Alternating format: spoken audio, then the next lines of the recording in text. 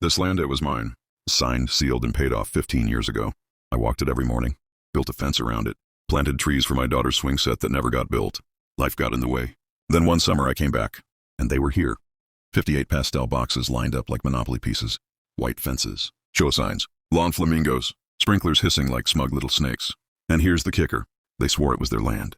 Said I had no right to be there. They fined me, trespassed me, even threatened to call the cops for standing on my own soil. But what they didn't know was that the floodplain maps hadn't been updated in 22 years, and I still controlled the watershed valve upstream. Every HOA meeting, every pool party, every mortgage payment was sitting on a time bomb of my design. And when they pushed me too far, I didn't just fight back. I made it rain. I bought this plot after my dad passed. 19 acres of brushland, a tiny creek, and one old irrigation valve he insisted I never touch. I thought it was sentimental. Turns out it controlled the runoff for the entire basin. Over time, I moved out of state, left it dormant, paid the taxes, renewed the deed. It was mine, quietly, legally, completely. Then one May, I got a weird letter. HO fine, unauthorized parking on common property. I thought it was spam. But the address? Mine. I drove down, expecting confusion. Instead, I found houses, dozens of them, built on my land like I didn't exist. At the entrance was Karen. Yes, actual Karen. Mid-40s, short bob, clipboard surgically attached to her hand. She looked at me like I was a termite. Excuse me, sir, this is private property. Residents only.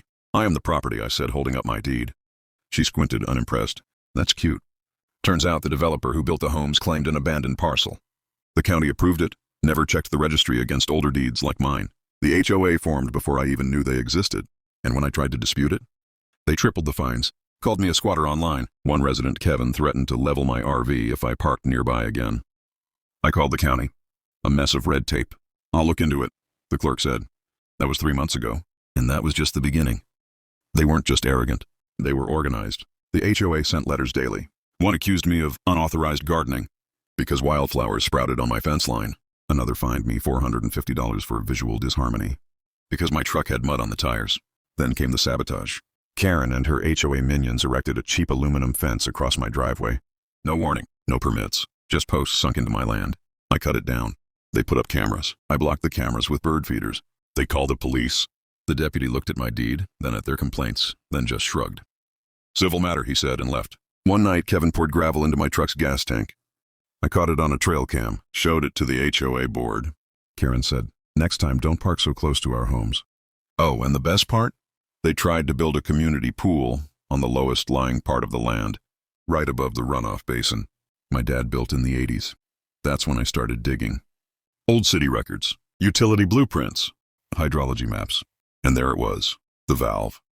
Still active, still mine. Hidden behind brush, labeled simply, drain control. Parcel 1478. I had leverage. Literal, mechanical leverage. So I waited. Let them build. Let them find me. Let Karen install her pink flamingos on my father's hill. Then came the final straw. They bulldozed a tree. The one I planted with my daughter. The one I said I'd never cut. I stood there watching the stump smolder. And I felt something shift inside me. Game on. I didn't want to hurt anyone. I just wanted them to know I wasn't bluffing. So I cleared the brush from the runoff trench. I repaired the valve, quietly, with a borrowed backhoe. Then I installed my own cameras.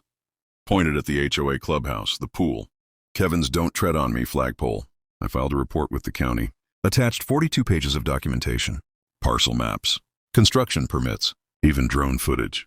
While I waited, I put up one sign. Hand-painted. Red letters. This land is not yours.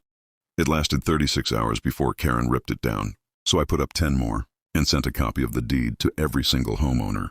Then I waited for rain. In this county, the first summer storm always hits in August. 3 inches in 24 hours. That morning, I opened the valve just enough. The trench filled. The old flood basin, buried under that new dog bark park, swelled. The pool overflowed first. Then the clubhouse. Then 4 basements. I wasn't even there. I watched it all from a live feed. No one got hurt, but 58 homes got soaked. And the HOA? They finally called me. Karen's voice, shrill, desperate. Can't you do something? This is a disaster. I said, I did do something. I opened my valve on my land. They tried to sue me, but the county's report came back. Turns out, not only was the land misfiled, the developer never secured legal easement for the drainage. Every house was illegally permitted. The HOA dissolved overnight. Karen resigned. Kevin moved.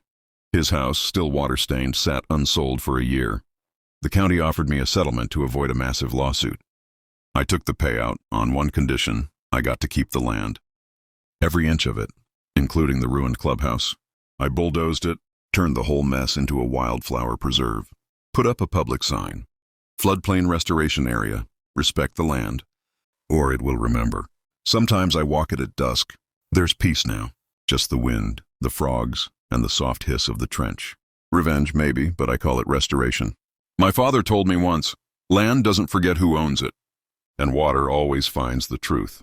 Funny how the HOA thought rules were only for other people, how they built their homes on soil they never bothered to understand. In the end, nature didn't punish them. They punished themselves, with arrogance, shortcuts, and entitlement. Me, I just let the water do what it was always meant to do. Now I want to know, what would you have done? Would you have flooded the homes? Would you have sued, or stayed silent? Drop your thoughts in the comments, and if you stuck around for the whole story, comment "Justice served" below. Let's see how many of you are on Team Landowner. Don't forget to subscribe for more true tales of poetic justice, karma, and comeback stories that remind you, sometimes the best revenge is just letting gravity win